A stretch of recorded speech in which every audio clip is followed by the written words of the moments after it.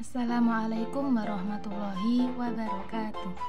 Perkenalkan, saya Iva Risma dari PKMI 5B. Nah, di sini saya akan menjelaskan mengenai materi ABCD sebagai pengembangan metode pengembangan masyarakat. Nah, di sini kita akan membahas mengenai tentang teori ABCD itu apa, kemudian aset metode ABCD dalam pengembangan masyarakat itu apa saja, kemudian ada tahapan pelaksanaan metode ABCD dalam pengembangan masyarakat, yang keempat dampak melaksanakan metode ABCD ini. Jadi yang pertama mengenai teori ABCD.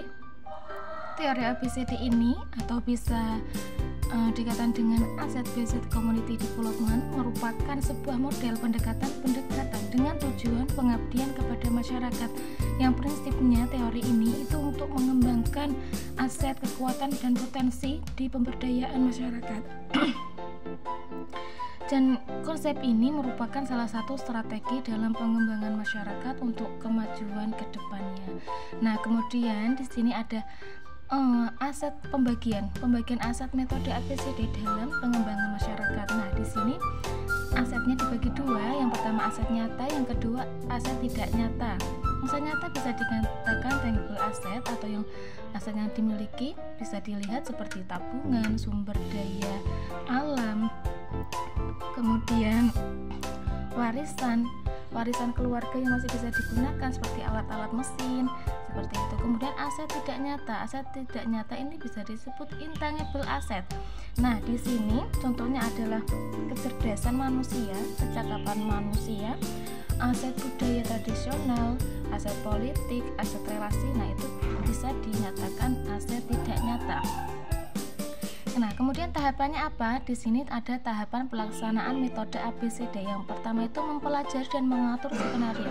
Di sini kita bisa merencanakan aset apa yang akan kita gunakan, aset apa yang bisa dikembangkan. Nah, yang kemudian ada dua, menemukan masa lampau. Di sini kita bisa melihat aset apa yang kira-kira di zaman dahulu itu sangat berhasil ketika digunakan.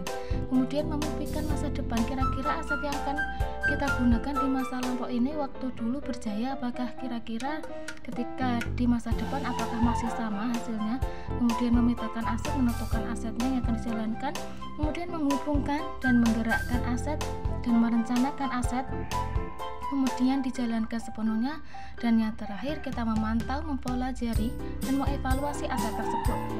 Nah, kemudian apa dampaknya dalam pelaksanaan metode ABCD ini dalam pengembangan masyarakat? Yang pertama itu dampak asetnya itu pada keluarga, bermanfaat bagi keluarga. Kemudian meningkatkan orientasi masa depan, meningkatkan efisiensi personal, dan kemudian meningkatkan pengaruh sosial, dan yang terakhir itu meningkatkan partisipasi politik. Nah, itu saja yang dapat saya sampaikan. Kurang lebihnya saya mohon maaf.